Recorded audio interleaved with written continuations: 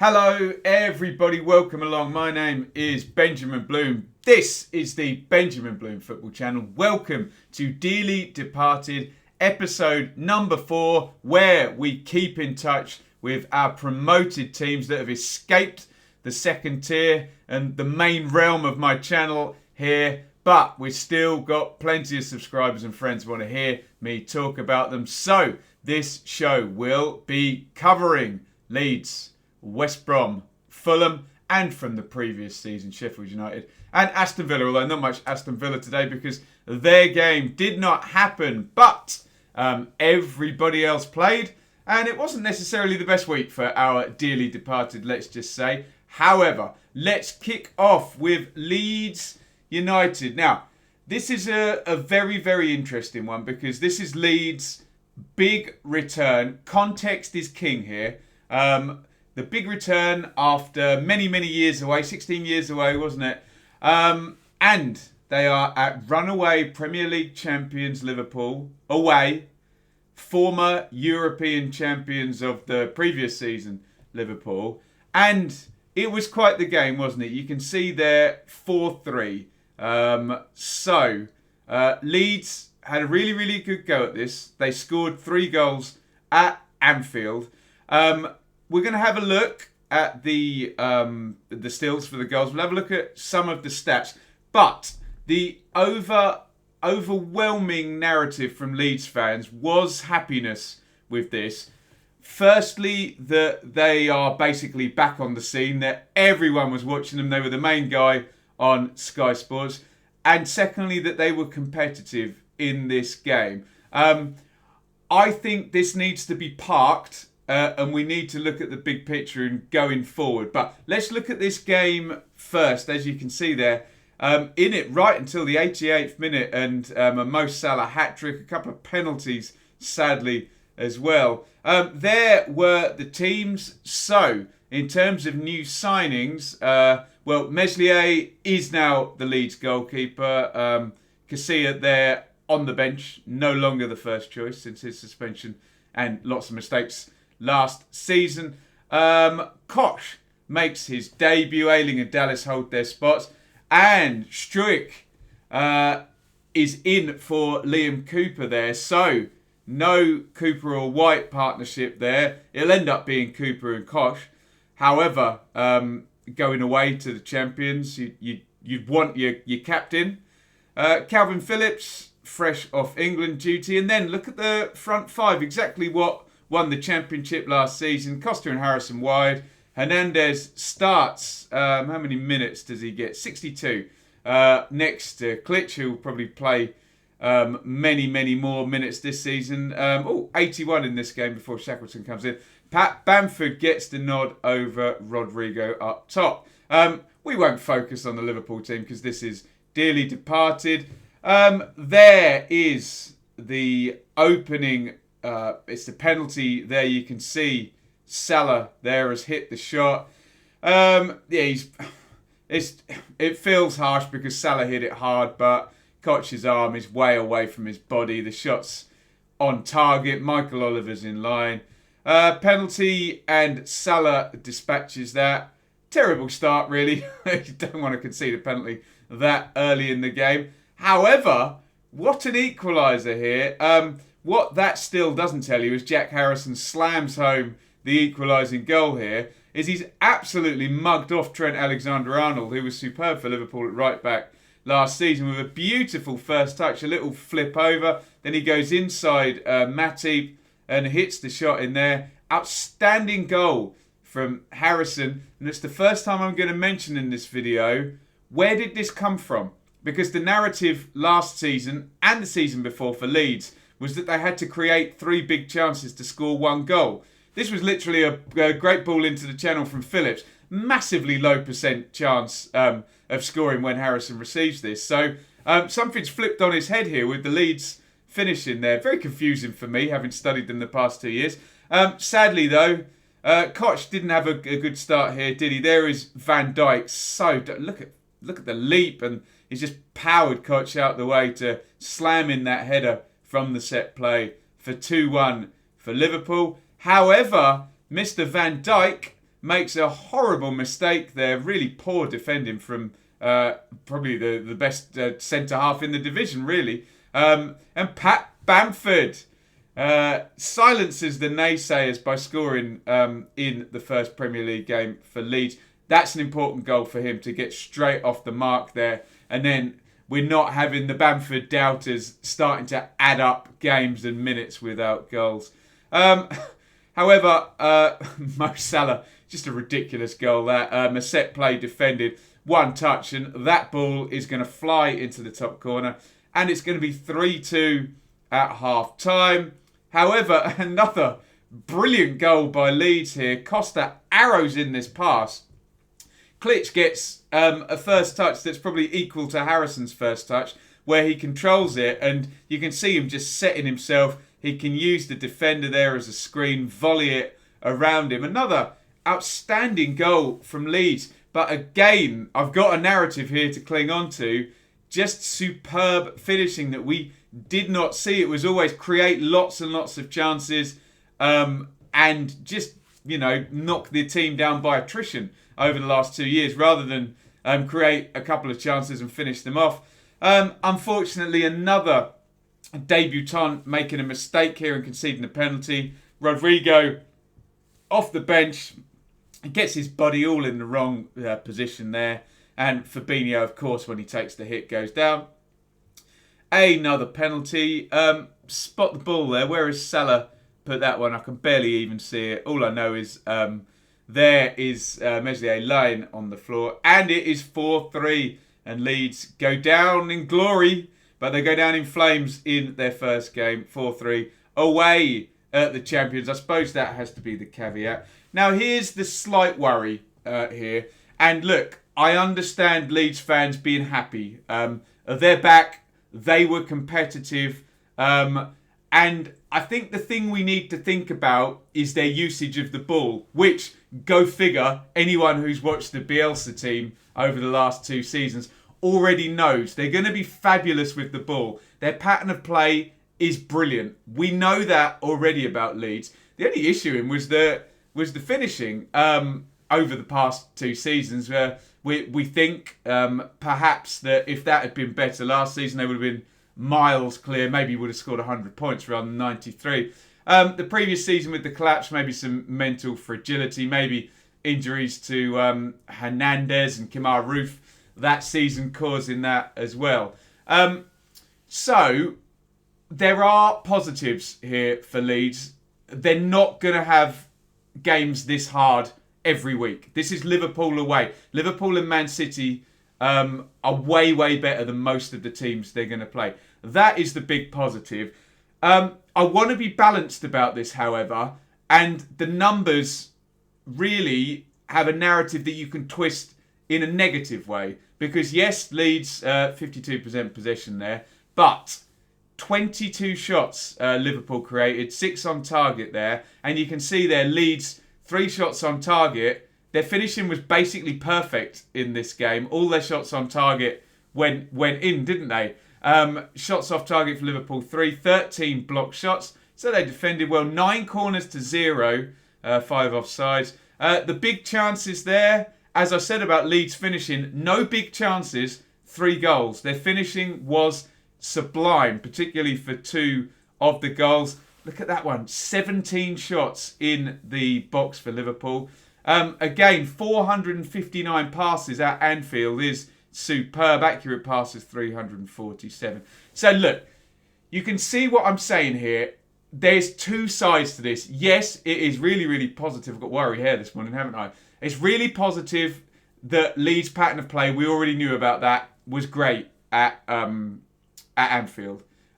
Yes, it's really positive that they were competitive and only lost the game in the 88th minute. Yes, it's great that they're back and everybody's watching and we start to see the Bielsa ball. However, they could have lost this game 4-1 quite easily, 5-1. Yes, I think we all admit that. There were 2 incredible goals by Harrison and Klitsch in this game. So there is that narrative to it as well. But they're not going to play Liverpool away every week. What we need from Leeds now, they've got Fulham at home in our first dearly departed derby next season. We need those numbers for passes and possession and all of that beautiful pattern of play to still be there from a Leeds perspective. However, we need those big chances they're conceding to drop because they're not playing a team of Liverpool's quality. And we need the big chances on the other side to raise up. I don't think you can judge Leeds totally on this game. We need other context that's not away at Liverpool. However, if we go forward from a Leeds point of view in that manner, then hopefully those positives can come home to roost across the season. I hope that's a fair and balanced assessment of that. All the Leeds fans were very, very happy to be back, very happy that they were competitive. But we need to look at this in a balanced way, and we need to make a judgment over 2 or 3 games about how Leeds are going to be competitive.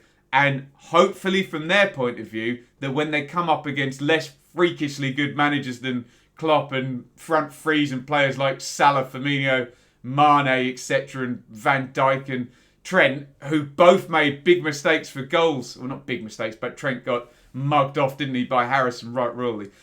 So that would be my view. There's a lot of good where you can see it going down a very good path for Leeds.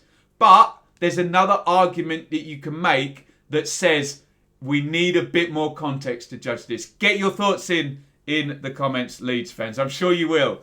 In your droves, Fulham 0, Arsenal 3. Oh dear. A very bad start for Fulham. 3-0 in their own backyard. Yes, Arsenal is a huge club. Yes, Arsenal have just won the FA Cup. They're improving under Mikel Arteta.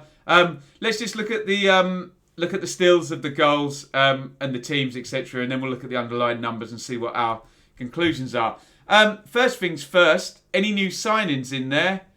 No. And a very Mitrovic-shaped hole at the top of the team there. So Ruddock, Brian Reeve, Hector Odoi, so no Anthony Robinson in there. In terms of the midfield, no Lerma. Harrison Reed is a new signing, but he's a re-signing, isn't he? And then Cabano, Onoma, Cavaliero, so no Knockout in there as well. And no Mitro up top. So interesting to see what Scott Parker's going with there. When you look at those players, you're thinking legs in terms of maybe Camara and Cabano being in over Mitro and Knockout. I suppose Joe Bryan over Anthony Robinson. I can't see Robinson on the bench there, so maybe there's a fitness issue there. And in terms of the midfield, I know they've brought in a lone goalkeeper as well there, Areola. So, yeah, very similar to last season, but possibly weaker than some of the teams that were put out last season. Give me your thoughts on that if you're a Fulham fan. Tap in for Lacazette there. That's a parry from Ruddock. He's going to stick that one in for 1-0. Hector was dominant in the Championship. I'm afraid he's being dominated there by Gabriel straight from a set play there. And our dearly departed are not going to cover themselves in glory from set plays, let's just say, this game week. Obviously, Van Dijk scored one. Gabriel is scoring one there for 2-0. Brilliant goal this. Here's your Premier League elite quality. Aubameyang into the box, comes inside, and these top elite players can do this. From there, they will perfectly just bend it in the far corner, and that's exactly what he did for 3-0. There are the underlying stats. Arsenal on the possession, 13 shots to 5, 6 shots on target to 2. The big chances again. And here's the difference. Look, and this maybe punctuates a bit what I was saying about Leeds. The big chances are exactly the same in the Arsenal game against Fulham than they were in the Leeds game against Liverpool, 3-0. However, one game ended 4-3 because Leeds had outstanding finishing and Van Dijk made a big mistake for a goal. And one game's ended 3-0. So that's the worry against top teams. Remember though, and I'm coming back a little bit to Leeds and a little bit on Fulham here, you don't have to beat the top teams to stay up. You can literally lose all your games, particularly away at the top teams, as long as you're more competitive against 7th to 20th. You can stay up. Believe me, you can. But this, a little bit of a is it a hammer in? I guess it is. It's 3-0 at home, isn't it? And the 3 big chances.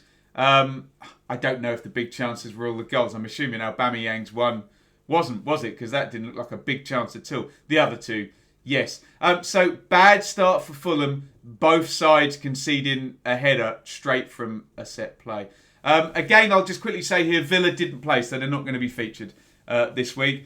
And West Brom 3-0 at home as well. Not good at all to Brendan Rodgers. Leicester, you can see all the goals coming after half-time. Castagne, Vardy. Is that 2 penalties as well? Same story. So the dearly departed have conceded 2 set play goals and 4 penalties so far between them. Let's see what West Brom did. SofaScore can be a bit unreliable with their formations, I have to say. However, that looks like Slaven Bilic saying, okay, we're going to make things a bit tighter this season. No 4-2-3-1.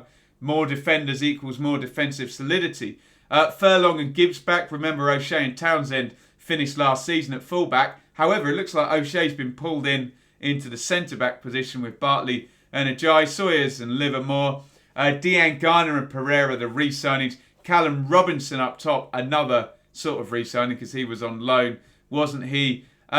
Looking at the bench, no big deals in, and we're expecting a forward to come in there. And there is Castagne heading in the opener. I believe, was it Pratt who's gone down the touchline there? You can see him in the back of the shot there over by the, forgive me if I've got the wrong player there, over by the advertising boardings there. I wonder who our premier broadcaster for football is looking at those hoardings. Good referee in here because as I think it's Harvey Barnes goes into the box there, Bartley trying to do a surreptitious pull there on Vardy, and the referee does see it. He pulls him down. Look at that. Perfection from Vardy. And one thing we look at with these top players is repetition and consistency of technique.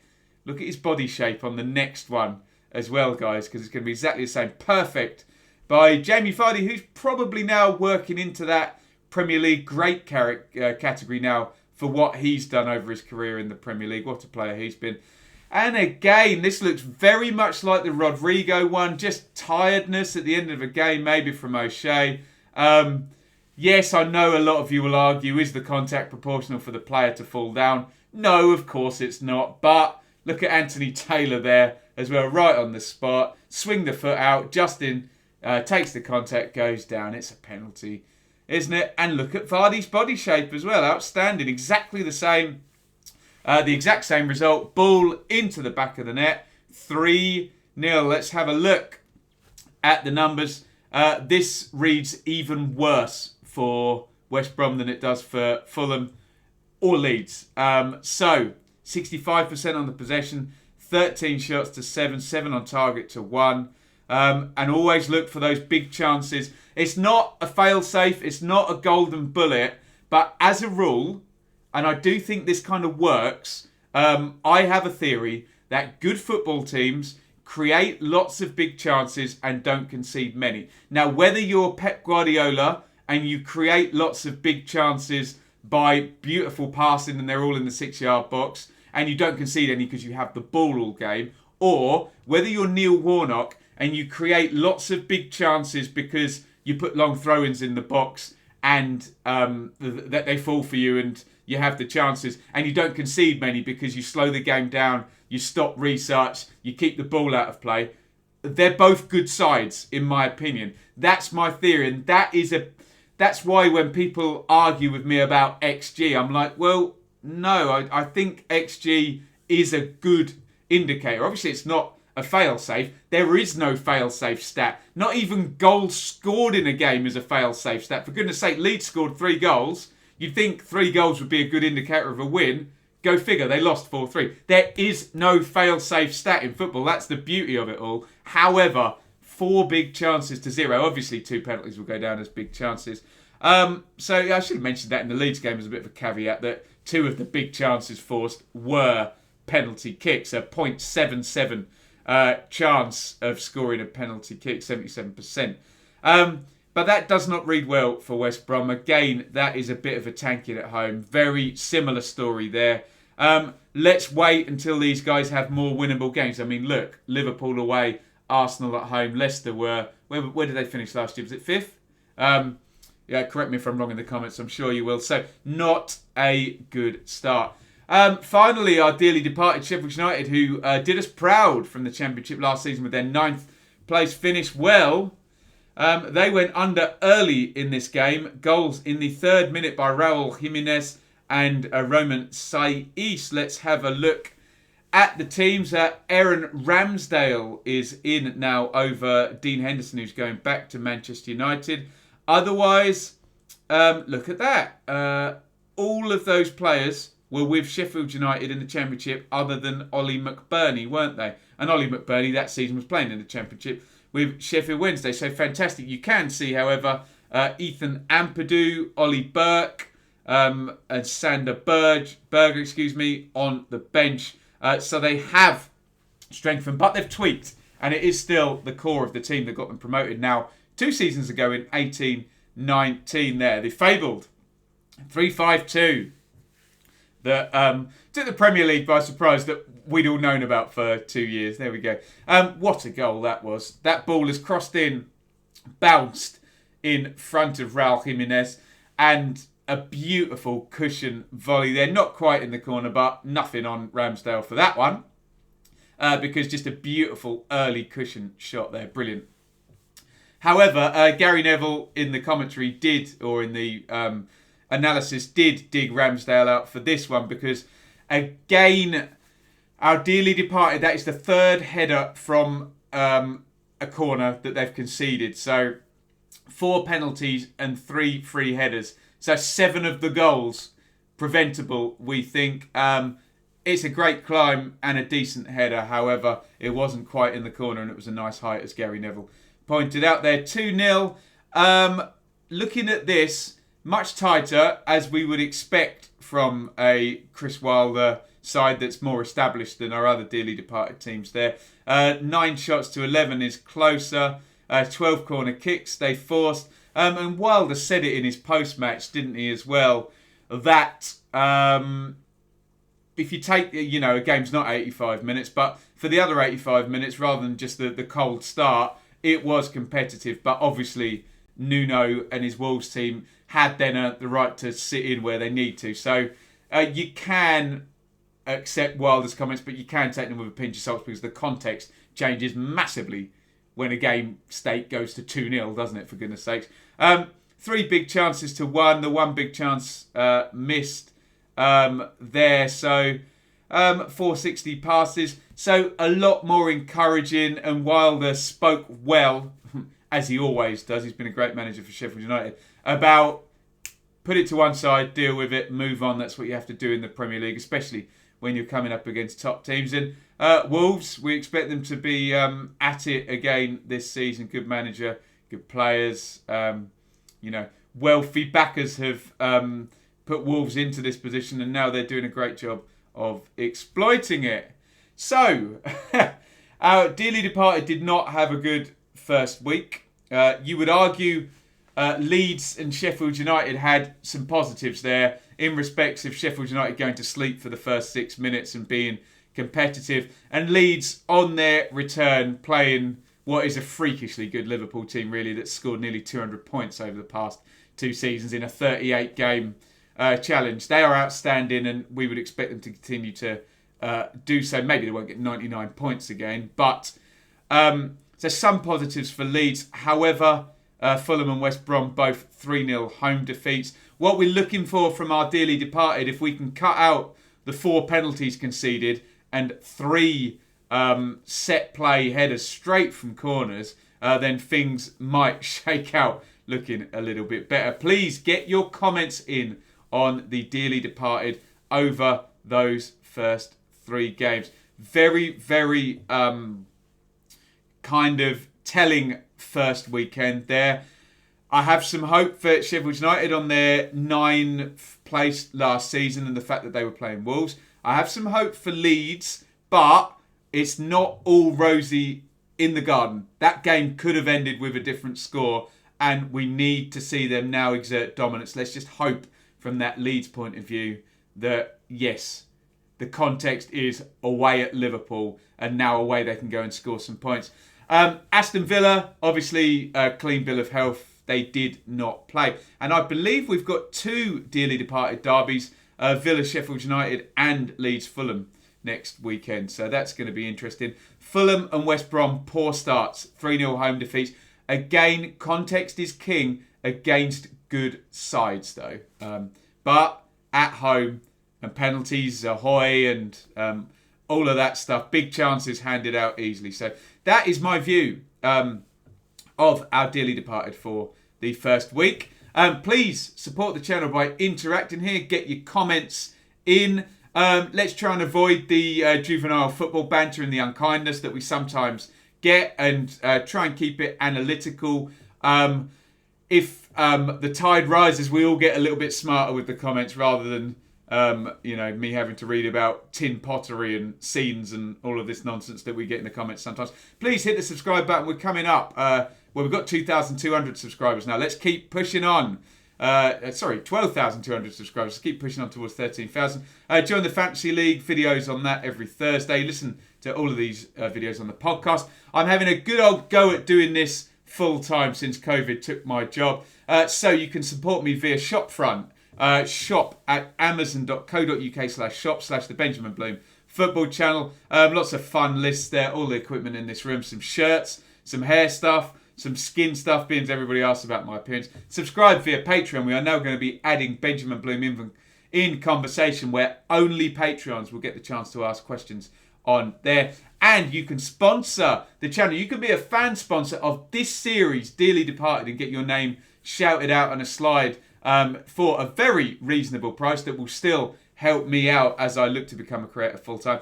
And if you run a small business, you can sponsor full-time as well. That was Dearly Departed, episode number 4. Get your comments in. Sheffield United and Leeds, bit more positive. Villa, clean bill of health, haven't played yet. Fulham and West Brom, bit worrying, but again, context is king when they play some easier games. Get involved. Dearly Departed episode 5 will be dropping, as I look at my calendar, on it may be on Thursday actually, because we're doing an interview on Friday. So watch this space. I might pre-record and then drop on Friday. So look out for that. Either way, see you all very soon. Thank you for watching.